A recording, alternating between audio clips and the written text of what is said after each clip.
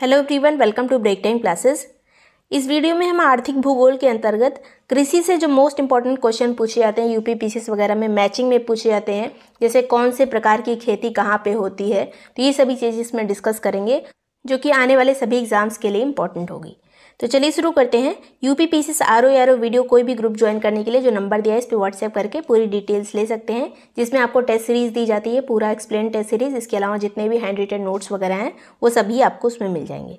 तो सबसे पहले कुछ चीज़ें जो पूछी जाती है मैचिंग में, जैसे ट्रोपोफाइट क्या होता है, तो उष्णकटिबंधीय क्षेत्रों में जो वन और घास वाली वनस्पतियाँ उगाई जाती हैं उनको कहते हैं, इस तरह की जो वनस्पतियाँ होती हैं उन्हें कहते हैं ट्रोपोफाइट्स।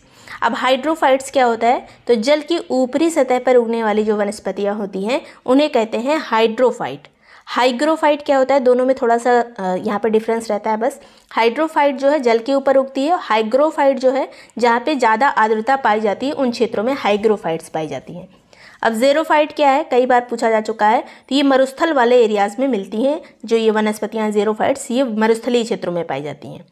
आगे बात करेंगे मीसोफाइट की, तो ये शीतोष्ण कटिबंधीय जो टैगा वनस्पतियाँ होती हैं उन्हें मीसोफाइट्स कहा जाता है। टैगा वनस्पतियों को मीसोफाइट कहते हैं। क्रायोफाइट क्या होता है, तो टुंड्रा वनस्पतियों को क्रायोफाइट कहा जाता है, जिसमें लाइकेन काई वगैरह आ जाते हैं। हेलोफाइट जो नमकीन मिट्टी में पाई जाने वाली वनस्पतियाँ होती हैं, जैसे मैंग्रोव वनस्पति या फिर नमकीन पानी में जो उगती हैं उन्हें कहा जाता है हेलोफाइट्स। अब लिथोफाइट क्या है, कठोर स्थानों पर, कठोर चट्टानों पर जो वनस्पतियाँ उगती हैं उन्हें कहते हैं लिथोफाइट। पायरोफाइट जो अग्निरोधी जो वनस्पतियाँ पाई जाती हैं, जैसे बड़े बड़े जंगल होते हैं, सवाना वगैरह के जंगल, वहाँ पे कुछ ऐसी वनस्पतियाँ होती हैं जो आग को रोकने का काम करती हैं। अगर जंगल में आग लग गई और वहाँ तक पहुँची तो वहाँ पे वो बुझ जाएगी। तो पायरोफाइट्स जो होती हैं वो अग्निरोधी वनस्पतियाँ होती हैं। तो इतनी जो है पूछी जाती हैं काफ़ी। आगे बात करेंगे, कुछ तत्व हैं जो कि पौधों के विकास के लिए आवश्यक हैं। तो 16 ऐसे तत्व हैं, इनके नाम एक बार देख लीजिए, कई बार पूछे जा चुके हैं और इसमें से पूछा जाता है कि निम्न में से कौन से सूक्ष्म पोषक तत्व हैं। तो ये 16 तत्व पहले देख लेंगे, उसके बाद लास्ट में इसमें सूक्ष्म वाले कौन से हैं वो देखेंगे। तो पहले जो है कार्बन आता है इसमें पौधों में, हाइड्रोजन पाया जाता है, ऑक्सीजन पाया जाता है, नाइट्रोजन, फास्फोरस, सल्फर, पोटेशियम पाया जाता है, कैल्शियम पाया जाता है। एक बार दिमाग में नाम रहेगा तो ऑप्शन से कन्फ्यूज़न नहीं होगा। मैग्नीशियम पाया जाता है, लोहा, मैग्नीज, जिंक, तांबा, मॉलिब्डेनम, बोरान और क्लोरीन, ये 16 तत्व पाए जाते हैं। अब इसी में से कुछ सूक्ष्म पोषक तत्व हैं।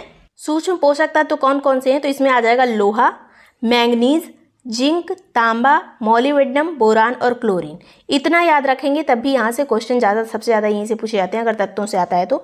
लोहा, मैंगनीज, जिंक, यहाँ पे मैग्नीशियम नहीं याद रखिएगा, मैंगनीज है, फिर जिंक, तांबा, मॉलिब्डेनम, बोरान और क्लोरीन, ये सूक्ष्म पोषक तत्वों के अंतर्गत आते हैं। आगे बात करेंगे जो स्थानांतरित कृषि की जाती है, जैसे हमारे यहाँ झूम कृषि होती है, जैसे जंगलों को काट कर उसके बाद खेती कर ली जाती है, फिर आगे के जंगलों को काट कर खेती कर ली जाती है, फिर जला दिया जाता है। तो इस तरह की खेती को स्थानांतरित खेती कहते हैं। अलग अलग देश में इसके अलग अलग नाम है। तो चेन्ना कृषि कहाँ पे की जाती है, तो श्रीलंका में। चेन्ना कृषि श्रीलंका में। मिल्पा कृषि युकाटन और ग्वाटेमाला वाले एरिया में, कैरिबियन देशों के आसपास मिल्पा खेती की जाती है। फिर रे खेती जो है वियतनाम और लाओस में की जाती है। ये सब क्वेश्चन पहले भी पूछे जा चुके हैं।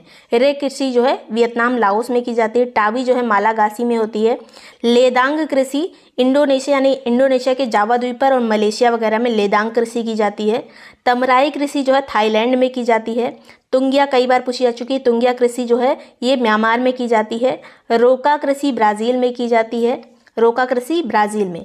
कोनुको जो है ये वेनेजुएला में की जाती है खेती, कोनुको खेती। फिर मसोले खेती जो है कॉन्गो में की जाती है, मध्य अफ्रीका में। फिर कैंगिंग जो कृषि है ये फिलीपींस में की जाती है, कैंगिंग। लोगन कृषि पश्चिमी अफ्रीका वाले एरिया में की जाती है, लोगन कृषि। तो इन्हीं में से अक्सर पूछ लिया जाता है, इसको याद रखिएगा। नेक्स्ट यहाँ पे भारत में जो स्थानांतरित खेती की जाती है, तो पहले झूम कृषि जो है उत्तर पूर्वी भारत में की जाती है, उत्तर पूर्वी भारत के जितने भी राज्य हैं उनमें की जाती है। दीपा कृषि कहाँ की जाती है, ये भी स्थानांतरित कृषि है जो कि छत्तीसगढ़ में होती है, बस्तर वाले एरिया में। पोडू कृषि जो है ये आंध्र प्रदेश में होती है, पोडू कृषि। कुमारी कई बार पूछा जा चुका है, कुमारी खेती जो है केरल में पश्चिमी घाट वाले एरिया में होती है। फिर आती है बत्रा कृषि जो कि दक्षिण पूर्वी राजस्थान के एरिया में होती है, दक्षिण पूर्वी राजस्थान में। बेवार और डहियार जो कृषि है ये बुंदेलखंड वाले एरिया में होती है और मध्य प्रदेश में होती है। जारा और एरका कृषि जो है ये दक्षिण भारतीय राज्यों में होती है। कमान, विंगा और धावी, कमान, विंगा, धावी तीनों जो हैं ये उड़ीसा की जो स्थानांतरित कृषि है। आगे बात करते हैं कृषि के कुछ प्रकार, जैसे कि पोमोलॉजी क्या होता है, तो ये फलों का विज्ञान होता है, ये भी मैचिंग में चीज़ें पूछी जाती हैं। पोमोलॉजी फलों का विज्ञान है। विटीकल्चर अंगूरों की खेती से संबंधित है। पिसीकल्चर जो है मछली पालन से संबंधित है। सेरीकल्चर रेशम उत्पादन से संबंधित है। वर्मी कल्चर केंचुआ पालन से संबंधित है। एरीपोनिक जो पौधे जो हवा में उगते हैं, जो सीधे मिट्टी से नहीं जुड़े हुए होते हैं, उसे कहते हैं एरीपोनिक। सिल्वीकल्चर जहाँ पे वन संवर्धन और वन संरक्षण की बात की जाती है, वहाँ वनों की लकड़ियों के संवर्धन की, तो ये सिल्वीकल्चर में आता है। एपीकल्चर मधुमक्खी पालन से संबंधित है। मोरीकल्चर जो है रेशम कीट हेतु जो शहतूत की खेती की जाती है रेशम पालने के लिए, उसको कहते हैं मोरीकल्चर। ओलेरीकल्चर क्या है, सब्जियों की खेती को ओलेरीकल्चर कहा जाता है। अब कुछ फसलें हैं जिनका मूल स्थान कहाँ पे उनका जन्म हुआ था, ये चीज़ें पूछ ली जाती हैं। कुछ यहाँ पे इन्हीं में से पूछा जाता है अक्सर। तो रबड़ की खेती का मूल स्थान कहाँ पे है, तो ब्राज़ील से शुरू हुई थी ये, और भारत में ये 1876 में आई थी हेनरी विलियम के द्वारा। कॉफ़ी जो है इसका मूल स्थान कहा जाता है अबिसीनिया। अबिसीनिया का पठार जो पूर्वी अफ्रीका की उच्च भूमि है, उसको अबिसीनिया कहा जाता है। यहाँ पे कॉफ़ी की उत्पत्ति मानी जाती है। कपास की उत्पत्ति मेहरगढ़ पाकिस्तान में हुई थी। आगे बात करेंगे, तंबाकू की खेती जो है दक्षिण अफ्रीका से शुरू हुई थी, बाद में ये पुर्तगालियों के द्वारा भारत में भी लाया गया था। इसका मूल स्थान दक्षिण अफ्रीका ही है। गन्ना की खेती का जो मूल स्थान है वो भारत ही है। काजू का मूल स्थान ब्राज़ील है। चाय का दक्षिणी चीन मूल स्थान माना जाता है। सेब का मूल स्थान जो है शीतोष्ण कटिबंधीय क्षेत्रों में पाए जाते हैं सेब, और ये काला सागर और कैस्पियन सागर के आसपास का जो क्षेत्र है उसी को इसका मूल स्थान कहा जाता है। मक्का की बात करें तो उत्तरी अमेरिका से इसका जो मूल स्थान उत्तरी अमेरिका माना जाता है, वहाँ पे भी मैक्सिको को माना जाता है। सबसे ज़्यादा यूएसए में मक्का पैदा होता है। नेक्स्ट बात करेंगे मूंगफली की, तो मूंगफली का मूल स्थान जो है ब्राज़ील है। गेहूँ का मूल स्थान फिलिस्तीन है, तो ये गेहूं वाला याद रखिएगा, फिलिस्तीन है। बाकी सभी यहाँ पे जितने दिए हैं सभी इंपॉर्टेंट ही हैं। चावल की बात करें तो दक्षिण पूर्व एशिया में इसका जो है मूल स्थान माना जाता है। अब उत्तरी अमेरिका का एक बार और ध्यान से देख लीजिए। उत्तरी अमेरिका में सूरजमुखी और सोयाबीन भी पाया जाता है, यहाँ पे मूल स्थान इसका माना जाता है। मध्य अफ्रीका में लाल मिर्च और टमाटर का मूल स्थान माना जाता है, मध्य अफ्रीका। यूरोप में राई और चुकंदर से संबंधित है। राई और चुकंदर जो है यूरोप से संबंधित है। दक्षिणी पूर्व एशिया से चावल और केला संबंधित है। तो ये चीज़ें पूछ ली जाती हैं। नेक्स्ट बात करते हैं, कुछ कृषि के नाम हैं जिससे क्वेश्चन आता है स्टेटमेंट वाइज। जैसे पड़ती छोड़ना क्या होता है, चक्रीय कृषि, मिश्रित सस्यन क्या होता है, द्विफसली कृषि, बहुफसली कृषि, रिले कृषि, कृषि उत्पादकता, कृषि दक्षता, शस्य गहनता, इनसे भी क्वेश्चन आते हैं। तो सबसे पहले पड़ती छोड़ना क्या होता है कि जो मिट्टी है उसकी उर्वरता वो प्राकृतिक रूप से अपने आप से वापस प्राप्त कर ले, इसके लिए भूमि को 3-4 साल के लिए खाली छोड़ दिया जाता है, इसी को कहते हैं पड़ती छोड़ना। नेक्स्ट बात करेंगे चक्रीय कृषि क्या होती है, तो फसलें जो है चक्रीय रूप से बदल बदल कर उगाई जाती हैं, इसी को फसल चक्र कहा जाता है। और इसमें जो है जैसे पहली बार गेहूं बोया गया तो उसके बाद जो फसल बोई जाएगी वो कोई फलीदार फसल बो दी जाती है, दलहनी फसल बो दी जाती है, जिससे नाइट्रोजन स्थिरीकरण हो जाता है। दलहनी फसल जो होती हैं, फलीदार फसलें जो होती हैं, वो नाइट्रोजन स्थिरीकरण का काम करती हैं मिट्टी में। आगे बात करेंगे मिश्रित सस्यन क्या है कि एक ही भूमि पर एक ही समय में एक से ज़्यादा फसल उगाई जाए। जैसे गेहूं के साथ राई बो दी जाती है यूपी में, तो ये मिश्रित सस्यन हो गया। द्विफसली कृषि क्या होती है कि चक्रीय विधि से साल में 2 फसलों का उत्पादन करना। जिस तरह से भी हमने फसल चक्र देखा था, यहाँ पे द्विफसली में 2 फसल होगी, एक साल में एक ही भूमि पर 2 फसल, एक फसल हुई पैदा हुई, उसके बाद दूसरी फसल बोई जाएगी, तो एक साल में 2 फसलें ली जा सकती हैं। बहुफसली कृषि क्या होता है कि साल में 3 से ज़्यादा फसलें, बहुफसली में मतलब ऐसी कोई फसल बोई जाए जो कम समय में तैयार हो जाए, तो इस तरह की जो कृषि की जाती है, साल में कई कृषि हो जाती है, उसको बहुफसली कृषि कहा जाएगा। रिले कृषि क्या होता है, यहाँ पे जब लिखाइए, जब एक खड़ी फसल के कटने के ठीक पहले दूसरी फसल बो दी जाती है तो उसे रिले कृषि कहा जाता है। जैसे कि रिले वाली रेस होती है कि एक जो है अपना पास करता है फिर आगे वाला दौड़ने लगता है, उसी तरह से एक कृषि अभी कटी नहीं है, उससे पहले उसके जस्ट पहले एक दूसरी खेती कर ली गई और उसके बाद उसको काट लिया गया, तो इस तरह की खेती को रिले कृषि कहा जाता है। कृषि उत्पादकता किसे कहते हैं कि एक विशेष क्षेत्र में, एक क्षेत्र विशेष में प्रति हेक्टेयर जो उत्पादन होता है खेती का, उसे कहते हैं कृषि उत्पादकता। 1 हेक्टेयर में कितना उत्पादन हो रहा है वही उत्पादकता है। नेक्स्ट बात करेंगे कृषि दक्षता क्या है, तो यहाँ पे तो अभी हमने ज़्यादा उत्पादन की बात की थी। दक्षता में कैसा उत्पादन हो रहा है, मतलब हमने कितना कम पैसा उसमें इन्वेस्ट किया था, हमको कितना ज़्यादा रिटर्न मिल रहा है, तो ऐसी फसलों को उगाया जाता है जिसमें सबसे ज़्यादा हमें प्रॉफिट हो। तो इस तरह की जो कृषि होती है उसमें कृषि दक्षता उसे कहा जाता है, जिसमें कार्य क्षमता यानी उत्पादन के साथ साथ लाभ भी मिले, तो कम निवेश में अधिक उत्पादन होता है, उसी को कृषि दक्षता कहा जाता है। शस्य गहनता क्या है, तो कृषि भूमि का अधिकतम उपयोग, मतलब कृषि के लिए हमारे पास मान लीजिए ज़्यादा भूमि है, उसमें अधिकतर भूमि जो हम यूज़ करके कितना ज़्यादा अच्छा उत्पादन कर सकते हैं, कितना ज़्यादा पैसा कमा सकते हैं उससे, और कितना मतलब उत्पादन की क्वांटिटी को बढ़ा सकते हैं किस तरह से, उसी को कहते हैं शस्य गहनता। अब इसका एक फॉर्मूला होता है कि कुल बोया गया क्षेत्र अपॉन वास्तविक कृषि क्षेत्र, मतलब जितना क्षेत्र था उसको जो है उससे डिवाइड कर देंगे, जितना क्षेत्र बोया गया है इंटू 100 कर देंगे तो शस्य गहनता में प्राप्त हो जाती है। फॉर्मूला भी इंपॉर्टेंट है। तो ये चीज़ें जो है एग्जाम में पूछी जा सकती है, स्टेटमेंट में या फिर मैचिंग में। वीडियो पसंद आया तो लाइक और सब्सक्राइब कर लीजिएगा। 1 यानी फॉरेस्ट उसे कवर करेंगे, और जो भी क्वेश्चन यहाँ से बन सकते हैं, जैसे कोई वृक्ष दे दिया गया, ये किस तरह के वनों में पाया जाता है, वो सभी चीज़ें यहाँ पे देखेंगे।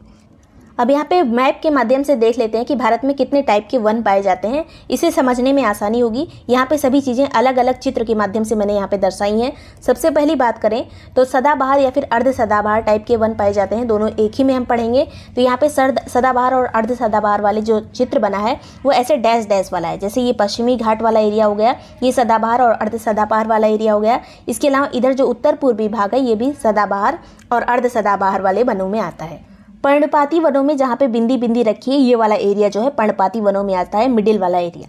कांटेदार वनों में इधर वाला एरिया, राजस्थान वाला थोड़ा गुजरात लेके ये वाला कांटेदार वनों में आता है। फिर पर्वतीय वनों को ऐसे ऐसे दर्शाया गया है, ये वाला एरिया पर्वतीय वनों में आता है, ये भी पर्वतीय वनों में आता है। कुछ यहाँ पे भी एरिया है नीलगिरी पहाड़ियाँ वगैरह, वहाँ पे भी पर्वतीय वन पाए जाते हैं, लेकिन बहुत कम पाए जाते हैं, इसलिए वो नहीं दर्शाया गया है। आगे बात करेंगे अनूप वन या फिर वेलांचली वन कौन से होते हैं, जो दलदली एरिया में होते हैं। इसे दलदली वन भी कहा जाता है, अनूप वन भी कहा जाता है। जो ज़्यादातर डेल्टाई क्षेत्र होते हैं या फिर कोई झील अगर है, जैसे यहाँ पे चिल्का झील है, तो वहाँ पर एरिया जो है वो दलदली होगा। भीतरकनिका नेशनल पार्क वगैरह वहीं पे पाए जाते हैं।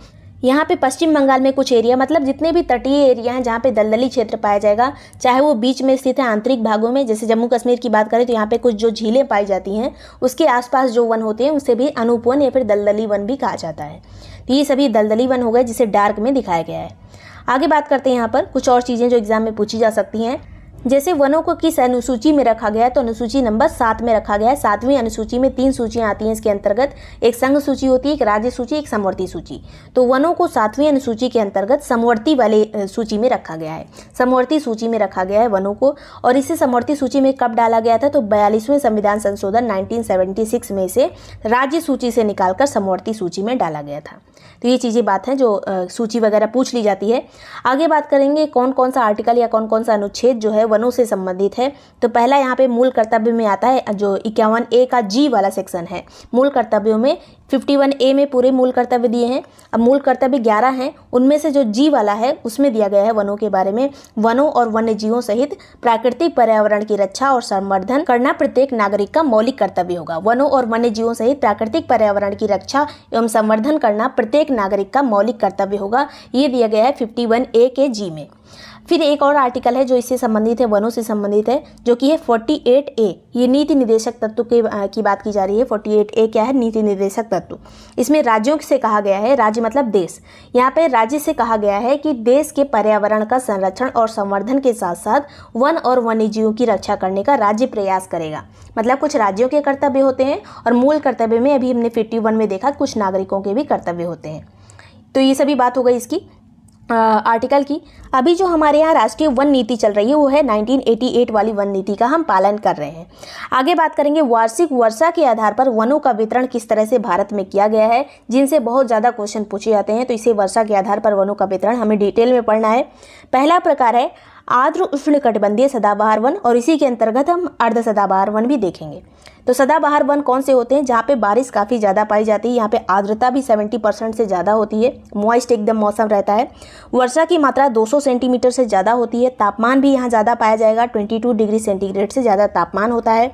क्षेत्रों की बात करें तो किस क्षेत्र में ये पाए जाते हैं, पहले तो पश्चिमी घाट में पाए जाते हैं, अंडमान निकोबार में पाए जाते हैं, उत्तर पूर्वी जो हमारा नॉर्थ ईस्ट वाला एरिया है वहाँ पे पाए जाते हैं। अब इसमें कौन कौन से वृक्ष आएंगे जो सदाबहार वनों में होंगे। जो सदाबहार वन होते हैं वो हमेशा घने रहते हैं और उसमें लंबाई बहुत ऊंचे ऊंचे पेड़ पाए जाते हैं, क्योंकि वन घने रहेंगे तो सूर्य का प्रकाश प्राप्त करने के लिए वनों की जो वृक्षों की जो लंबाई है वो बढ़ती चली जाती है और बहुत लंबे लंबे वृक्ष पाए जाते हैं। और इसी तरह के जो जंगल होते हैं, जो सदाबहार वन होते हैं, उसी में रोजवुड पाया जाता है, उसी में महोगनी वाला पेड़ पाया जाता है, एनी पाया जाता है, इबोनी पाया जाता है, कटहल, जामुन, होलक, सुपारी, साइडल और कैल, ये सभी जो वृक्ष हैं कहाँ पाए जाएंगे? ये सभी सदाबहार वनों में पाए जाते हैं। इसमें से जो होलक, साइडर और कैल है, इस होलक, साइडर और कैल जो है अर्ध सदाबहार वन में आ जाता है, क्योंकि ये कभी कभी अपनी पत्तियां गिरा देते हैं, तो ये आर्द्र पर्णपाती हो जाते हैं सदाबहार वन ये भी, लेकिन आर्द्र पर्णपाती सदाबहार वनों में आते हैं, जो अपनी पत्तियां भी गिराते हैं लेकिन लगभग हरे भरे रहते हैं। इस तरह से थोड़ा सा कॉन्सेप्ट लगा के हमें पढ़ना है, जिससे चीज़ें आसान हो जाएं, ज़्यादा रटना ना पड़े। तो ये हो गए सदाबहार वन वाले लक्षण। आगे बात करेंगे यहाँ पे उष्णकटिबंधीय पर्णपाती वन, जो कि मानसूनी वन भी कहलाते हैं। ये कौन से वन होते हैं? इसमें दो टाइप होता है, एक है आर्द्र पर्णपाती वन, दूसरा है शुष्क पर्णपाती वन। अब जो आर्द्र पर्णपाती वन होगा उसमें वर्षा की मात्रा 100 से 200 सेंटीमीटर तक होगी। जो शुष्क पर्णपाती वन होगा उसमें 70 से 100 सेंटीमीटर तक वर्षा होगी। अब पहला वाला टाइप देखते हैं, आर्द्र पर्णपाती जो वन है जिसमें 100 से 200 सेंटीमीटर वर्षा होती है, उसमें कौन कौन सा एरिया आता है, कौन कौन सा क्षेत्र आता है इस वनों में? तो उत्तर पूर्वी राज्य वाला नॉर्थ ईस्टर्न एरिया आता है, हिमालय का जो निचला भाग है तलहटी वाला एरिया वो आता है, इसके अलावा पश्चिमी घाट का जो पूर्वी ढाल है, पश्चिमी घाट की बात करें ये हो गया मान लीजिए पश्चिमी घाट, और इसका जो इधर वाला पार्ट है ये पूर्वी ढाल वाला, ये आएगा उष्णकटिबंधीय मानसूनी वन में। इसके अलावा जो उड़ीसा वाला भाग है वो भी आता है इसी आर्द्र पर्णपाती वन में। और इसमें कौन कौन से वृक्ष पाए जाते हैं? तो साल पाया जाता है, इसमें सागवन पाया जाता है, शीशम पाया जाता है, महुआ, आंवला, कुसुम और चंदन, ये सभी किसमें पाए जाते हैं? आर्द्र पर्णपाती वन में, यानी मानसूनी वन में। आगे बात करेंगे शुष्क पर्णपाती वन, जहाँ पे 70 से 100 सेंटीमीटर तक वर्षा होती है, और इसमें ये सब उन्हीं एरियाज़ में होते हैं जहाँ पे आर्द्र पर्णपाती वाले क्षेत्र थे, लेकिन इन्हीं में से कुछ वृक्ष जो होते हैं वो शुष्क होते हैं। कुछ और एरिया भी इसमें ऐड होता है, जैसे दक्कन वाला एरिया, जो दक्कन वाला पठार है उस पर भी इस तरह के वन पाए जाते हैं, शुष्क पर्णपाती वन। हमेशा ये अपनी पत्तियां गिराते रहते हैं, एक मौसम ऐसा भी आता है एकदम डंठल दिखता है। इसके अलावा उत्तर प्रदेश में ऐसे वन पाए जाते हैं, बिहार में, मध्य प्रदेश में, गुजरात में। और इसमें कौन कौन से वृक्ष आएंगे शुष्क पर्णपाती वाले में? तो इसमें अक्षलवुड आता है, अमलतास आता है, खैर आता है, पीपल आता है, नीम आता है, तेंदू, पलास, साल, ये सभी आते हैं शुष्क पर्णपाती वन में। पीपल का आपने नीम का पेड़ देखा होगा, पीपल का पेड़ देखा होगा, कोई कोई मौसम में इसमें बिल्कुल भी पत्तियां नहीं होती हैं। आगे बात करेंगे उष्णकटिबंधीय कटीले वन कौन से होते हैं? तो इनमें जो वर्षा की मात्रा बहुत कम पाई जाती है, 70 सेंटीमीटर से कम इसमें वर्षा पाई जाती है। क्षेत्रों की बात करें तो दक्षिण पश्चिमी पंजाब वाला एरिया, पंजाब में बारिश कम होती है, क्योंकि वहाँ तक पहुँचते पहुँचते जो हवाएं होती हैं, मानसूनी हवाएं, उनका जो आर्द्रता है वो ख़त्म हो जाती है। ये हमने जलवायु वाले सेक्शन में पढ़ा था। प्लेलिस्ट में आपको मिल जाएगा, पीटी वाली प्लेलिस्ट डिस्क्रिप्शन में दी हुई है। इसके अलावा हरियाणा वाले एरिया में भी कटीले ही वन पाए जाते हैं। राजस्थान में तो ज़्यादातर कटीले वन ही पाए जाते हैं, कटीली झाड़ियाँ पाई जाती हैं। गुजरात में भी कटीले वन होते हैं, छत्तीसगढ़ में, मध्य प्रदेश में और उत्तर प्रदेश में। इन सभी एरियाज़ में जहाँ पे वर्षा कम पाई जाती है वहाँ पे कटीले वन पाए जाते हैं। इसमें कौन कौन सा वृक्ष आएगा? तो अकासिया आएगा, खजूर आएगा, यूफोरिया आएगा, बबूल आएगा, बेर आएगा, नागफनी आएगा। जो भी कटीली जो वनस्पति होती है वो सभी आती है उष्णकटिबंधीय कटीले वनों में। आगे बात करेंगे पर्वतीय वन, इसमें कहाँ कौन कौन से वन आएंगे? तो इनकी जो ऊंचाई होती है काफ़ी ज़्यादा होती है, पहाड़ों पे पाए जाते हैं इस तरह के वन। लगभग 1800 से 3000 मीटर की ऊंचाई पर पाए जाते हैं। क्षेत्र की बात करें तो नेपाल से लेकर दक्षिण भारत में भी ये फैले हुए हैं। दक्षिण भारत का जो नीलगिरी वाला एरिया है वहाँ पर ज़्यादातर ये वन पाए जाते हैं। और सबसे ऊपरी जो इसका हिस्सा होता है वहाँ पर शंकुधारी वन पाए जाते हैं, जिनकी पत्तियाँ जो हैं पतली होती हैं, आगे की तरफ नुकीली पत्तियाँ होती हैं, उस तरह के वन इसमें पाए जाते हैं और ये काफ़ी ऊंचाई पर होते हैं। और इनका जो बीच वाला एरिया होता है, मध्य भाग में पर्णपाती जैसे ओक तरह के वृक्ष पाए जाते हैं। ओक वृक्ष जो है पर्वतीय वृक्ष है। इसके अलावा जो निचला वाला एरिया होता है वहाँ पर रेडोडेड्रॉन और चंपा नाम के वृक्ष पाए जाते हैं। रेडोडेड्रॉन एक तरह की झाड़ियाँ होती हैं जो कि पहाड़ों पर पाई जाती हैं।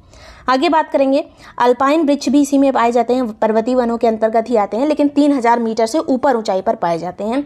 इसमें लार्च आता है, बर्च आता है, देवदार आता है, चिलगोजा, मैपल, ऐश, ये सभी वृक्ष किस में आएंगे? अल्पाइन वनों में आएंगे, जो पर्वतीय वन का ही एक भाग है।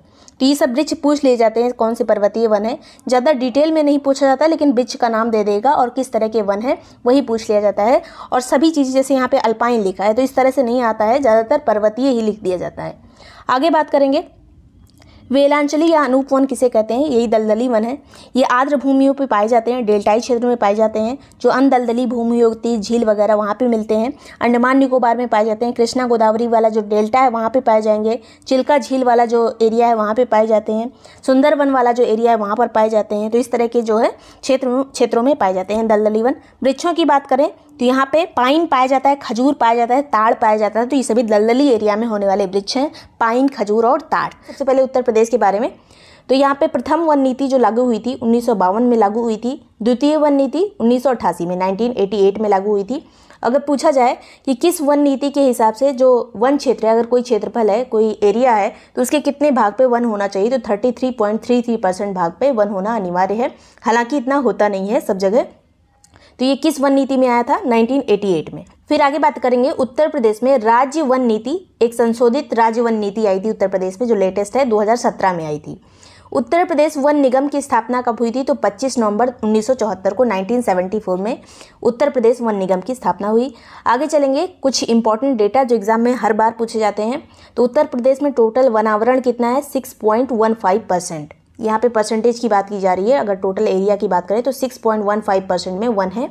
अगर इसे वर्ग किलोमीटर में देखें तो 14,817.89 वर्ग किलोमीटर। ज़्यादा प्रतिशतता वाला ही पूछा जाता है, तो 6.15 याद रखिएगा। और इस बार वृद्धि कितनी हुई है कुल वनावरण में यूपी में? तो 12.24 वर्ग किलोमीटर की केवल वृद्धि हुई है। 12.24 वर्ग किलोमीटर की वृद्धि हुई है। वनावरण परसेंट फिर से देख लीजिए, 6.15। अति सघन वन पूछे जाते हैं। अति सघन वन का परसेंटेज कितना है? तो 1.09%। अति सघन वन 1.09%। मध्यम सघन वन पूछा जाए तो 1.67%। ज़्यादा जो पूछा जाता है टोटल वनावरण और अति सघन पूछा जाता है। फिर खुले वन 3.39%। खुले वन। वृक्षावरण भी बहुत पूछा जाता है एग्जाम में। वृक्षावरण जो दूर दूर वृक्ष होते हैं वो मिला के एरिया कितना है? तो 3.08%। ये काफ़ी इंपॉर्टेंट है, अति सघन और वृक्षावरण। झाड़ियाँ कितनी है? 0.23%। आगे चलेंगे, अधिकतम वन क्षेत्र कहाँ है? इनसे हर बार क्वेश्चन आता है यूपी की हर एग्जाम में। प्रतिशतता की यहाँ पे बात की जा रही है। अधिकतम वन क्षेत्र किस जिले में है? तो सोनभद्र में है। फिर सेकंड नंबर पे आता है चंदौली, तीसरे नंबर पे आता है चित्रकूट, चौथे पे आता है पीलीभीत, फिर श्रावस्ती। प्रथम तीन आपको याद होनी चाहिए, सोनभद्र, चंदौली, उसके बाद चित्रकूट। ये परसेंटेज में बात की जा रही है, एरिया में बात नहीं की जा रही है। अगर कोई छोटा सा ही अगर जिला होगा उसके ज़्यादातर पार्ट में अगर वन है तो मतलब प्रतिशतता में वहाँ पे बहुत ज़्यादा वन है। तो सोनभद्र, चंदौली, चित्रकूट। आगे बात करेंगे न्यूनतम वन क्षेत्र कहाँ पे है? तो न्यूनतम है भदोही में, उसके बाद मैनपुरी का नंबर आता है, फिर देवरिया का, फिर बदायूं का, फिर मऊ का। ये भी प्रतिशतता की बात की जा रही है, क्षेत्रफल की बात नहीं की जा रही है। सबसे न्यूनतम वन कहाँ है? भदोही में। सबसे ज़्यादा परसेंटेज में कहाँ है? सोनभद्र में। अधिकतम वन क्षेत्र, अब क्षेत्रफल की बात की जा रही है यहाँ पे, प्रतिशतता की नहीं। तो सबसे ज़्यादा इसमें भी सोनभद्र में है, प्रतिशतता में भी सबसे ज़्यादा सोनभद्र में, क्षेत्रफल में भी सबसे ज़्यादा सोनभद्र में। लेकिन ये सेकंड नंबर चेंज हो जाता है। क्षेत्रफल की बात की जाए तो दूसरे नंबर पर आ जाएगा लखीमपुर, तीसरे पे मिर्ज़ापुर, चौथे पे पीलीभीत, फिर चित्रकूट। अभी हमने परसेंटेज वाला देखा था तो सेकंड नंबर पे चंदौली था। उसके बाद यहाँ पे जब हम क्षेत्रफल देख रहे हैं तो दूसरे नंबर पे लखीमपुर आ गया है। आगे न्यूनतम वन क्षेत्र की बात करें क्षेत्रफल के हिसाब से तो नंबर 1 आएगा भदोही, जो कि परसेंटेज में भी सबसे कम था और क्षेत्रफल में भी सबसे कम है भदोही। फिर मऊ आता है, फिर मैनपुरी, संत कबीर नगर और देवरिया। भदोही, मऊ, मैनपुरी, ये तीनों याद होना चाहिए। अब कुछ और इम्पोर्टेंट पॉइंट है। पहला वन ग्राम किसे घोषित किया गया था? तो बेलहत्ती गांव को, जो कि सोनभद्र में स्थित है। पहला वन ग्राम बेलहत्ती गांव सोनभद्र का। इसके अलावा कुछ योजना है जो काफ़ी ज़्यादा इंपॉर्टेंट है वनों से रिलेटेड। उत्तर प्रदेश में सामाजिक वानिकी योजना की शुरुआत कब हुई थी? 1979 में, 1979 में। ऑपरेशन ग्रीन की शुरुआत कब हुई थी? 1 जुलाई 2001 को। ऑपरेशन ग्रीन 1 जुलाई 2001। और उसके बाद वन महोत्सव की शुरुआत, मनाने की शुरुआत कब हुई थी उत्तर प्रदेश में? तो जुलाई 1952 में। जुलाई 1952 में कब मनाया जाता है? तो एक सप्ताह निर्धारित है, 1 से 7 जुलाई। 1 से 7 जुलाई के बीच वन महोत्सव मनाया जाता है। उत्तर प्रदेश वानिकी परियोजना की शुरुआत कब हुई थी? 1998 में। ये जो है ये सामाजिक वानिकी है जो कि 1979 में आई थी। केवल वानिकी की बात करेंगे तो 1998 में, 1998 में। निजी वन अधिनियम कब लागू हुआ था उत्तर प्रदेश में? तो ये काफ़ी पहले का है, 1948 में ही लागू हो गया था निजी वन अधिनियम। तो ये कुछ ईयर हैं जो बार बार रिपीट करके पूछ लिए जाते हैं। उत्तर प्रदेश में कितने प्रकार के वन पाए जाते हैं अगर पूछा जाए तो 3 तरह के वन यूपी में पाए जाते हैं। पहला है उष्णकटिबंधीय आर्द्र पर्णपाती वन, जिसमें कौन कौन से पेड़ आएंगे, साल, बेर, गूलर, पलाश, सेलम, ये सभी इत्यादि बहुत सारे पेड़ होंगे, लेकिन यहाँ पे कुछ मेन पेड़ लिखे हैं। सेकंड है उष्णकटिबंधीय शुष्क पर्णपाती वन, इसमें नीम आता है, पीपल, शीशम, जामुन, ये सभी उष्णकटिबंधीय शुष्क पर्णपाती वन में आते हैं। फिर आता है उष्णकटिबंधीय कटीली झाड़ियाँ। कटीली झाड़ियों में बबूल आता है, इमली आता है, कत्था आता है, केशिया आता है, जिसमें कांटे होते हैं, वो उष्णकटिबंधीय कटीली झाड़ियों में आएंगे। याद रखिएगा यूपी में किसी तरह के सदाबहार वन नहीं पाए जाते हैं। तो ये उत्तर प्रदेश की बात हो गई। अब इंडिया का पूरा डेटा देख लेते हैं। तो ये है भारत वन स्थिति रिपोर्ट, जो कि 2021 में की रिपोर्ट है ये, लेकिन अभी हाल ही में जारी हुई है और अगले 2 साल तक ये काम करेगी, क्योंकि 2 साल तक इसमें कुछ नहीं होना, हर 2 साल पे रिपोर्ट जारी होती है। इसी के अंतर्गत अभी हमने उत्तर प्रदेश की सारी बात की, इसी रिपोर्ट के अंतर्गत आएगा, भारत वन स्थिति रिपोर्ट के अंतर्गत। कौन सा मंत्रालय इसे जारी करता है, तो पर्यावरण, वन और जलवायु परिवर्तन मंत्रालय इसे जारी करता है।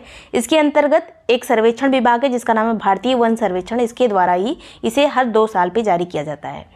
पहली रिपोर्ट आई थी 1987 में, 1987 में, जो कि और अभी वाली जो 2021 वाली रिपोर्ट है, ये कौन से नंबर की रिपोर्ट है, तो ये 17वीं रिपोर्ट है। अभी हमने बात की थी कि 33% भाग पे वन होना चाहिए, तो वर्तमान में भारत के 17 ऐसे राज्य हैं जहाँ पे 33% से ज़्यादा वन है। तो ये चीज़ें पूछ ली जाती हैं, कितने राज्यों में 33% से ज़्यादा वन है, या फिर हमने देखा था किस वन नीति के तहत ये नियम रखा गया है, तो 1988 की वन नीति के तहत ये नियम है। आगे चलेंगे, भारत में वनावरण कितना है, तो टोटल वनावरण की बात करें तो 21.71%, 21.71% वनावरण है। ये चीज़ इतना पूछा नहीं जाता, इसलिए कोई पढ़ने की ज़रूरत नहीं है। 2 वर्ष में वृद्धि कितनी हुई थी, तो 0.22% की वृद्धि हुई है 2 वर्ष में, 2019 से 21 के बीच में 0.22% की वृद्धि हुई है। क्षेत्रफल के अनुसार वनावरण वाले राज्य देख लीजिए, सर्वाधिक वनावरण कहाँ है, क्षेत्रफल के हिसाब से देख रहे हैं, अभी परसेंटेज नहीं। तो नंबर 1 पे आता है मध्य प्रदेश, दूसरे पे अरुणाचल प्रदेश, फिर छत्तीसगढ़। मध्य प्रदेश, अरुणाचल प्रदेश, छत्तीसगढ़। सबसे कम वन कहाँ पे है, तो सबसे कम है हरियाणा में, फिर पंजाब में, फिर गोवा में। हरियाणा, पंजाब, गोवा सबसे कम वाले में है, सबसे ज़्यादा है मध्य प्रदेश में। ये तीनों अरेंज करने को भी एग्जाम में पूछा जाता है, तो पहले नंबर पे मध्य प्रदेश आएगा। 2-3 बार इसको देख लीजिए, कन्फ्यूज़न होता है, जो नॉर्थ ईस्ट के स्टेट होते हैं, कहीं पे आपको मिजोरम दिख जाएगा तो प्रतिशतता में आता है, इसमें नहीं आएगा। मध्य प्रदेश, अरुणाचल प्रदेश, छत्तीसगढ़। आगे चलेंगे, प्रतिशतता के अनुसार वनावरण वाले राज्य, तो यहाँ पे केंद्र शासित प्रदेश और राज्य दोनों को मिला के देखा जाए तो नंबर 1 पे आ जाता है लक्षद्वीप। लक्षद्वीप में प्रतिशत के हिसाब से सबसे ज़्यादा वन है। उसके बाद सेकंड नंबर पे आता है मिजोरम, फिर अंडमान निकोबार आता है, फिर अरुणाचल प्रदेश आएगा, फिर मेघालय। केंद्र शासित प्रदेश और राज्य दोनों की बात करें तो लक्षद्वीप नंबर 1 है। केवल राज्य में पूछा जाए कि सबसे ज़्यादा परसेंटेज वन कहाँ पे है, तो मिजोरम में है। केंद्र शासित ना लिखा हो तो मिजोरम नंबर 1 आएगा, दोनों लिखा हो तो लक्षद्वीप नंबर 1 आएगा। नेक्स्ट है, वनावरण में इस बार सर्वाधिक वृद्धि किस राज्य ने की थी, तो सबसे ज़्यादा वृद्धि हुई थी आंध्र प्रदेश में, उसके बाद तेलंगाना में, फिर उड़ीसा में। सबसे ज़्यादा वृद्धि कहाँ पे, आंध्र प्रदेश में। नेक्स्ट है, वनावरण में कमी वाले राज्य कौन है, तो सबसे ज़्यादा कमी कहाँ पे आई थी, अरुणाचल प्रदेश में। सबसे ज़्यादा वनों में कमी कहाँ आई, अरुणाचल प्रदेश में। उसके बाद सेकंड पे आता है मणिपुर, फिर नागालैंड। नेक्स्ट है, भारत में वृक्षावरण कितना है, अभी हमने वनावरण देखा था, वृक्षावरण है 2.91%, और 2 वर्षों में वृक्षावरण में वृद्धि कितनी हुई है, 0.76%, जो कि 721 वर्ग किलोमीटर है। ये कम है, इसलिए ये पूछा जा सकता है। 721 वर्ग किलोमीटर की वृक्षावरण में वृद्धि हुई है 2 साल में, परसेंटेज में 0.76%। अब यहाँ पे फिर से एक बार रिवाइज कर लीजिए, भारत में टोटल वनावरण कितना है, 21.71%, वृक्षावरण कितना है, 2.91%, कुल अगर दोनों मिला लिया जाए तो कितना है, 24.62%। इस तरह अलग अलग लिखा होगा, वनावरण लिखा होगा, वृक्षावरण लिखा होगा, कुल लिखा होगा, टोटल वनावरण और वृक्षावरण, तो 24.62%। आगे चलेंगे, मैंग्रोव वन की बात करें, मैंग्रोव वन पूछा जाता है तो कितने क्षेत्रफल पर मैंग्रोव हैं। मैंग्रोव वो होते हैं जो समुद्र के किनारे पाए जाते हैं, जंगल टाइप के, जो थोड़ा पानी में डूबे दलदली भूमि होती है वहाँ पे पाए जाते हैं। 0.15% एरिया पे मैंग्रोव वन है। इसमें इस बार वृद्धि कितनी हुई है 2 सालों में, तो 17 वर्ग किलोमीटर की वृद्धि हुई है। टोटल अगर ये 0.15% को अगर कन्वर्ट किया जाए एरिया में, तो 4492 वर्ग किलोमीटर पे मैंग्रोव क्षेत्र हैं।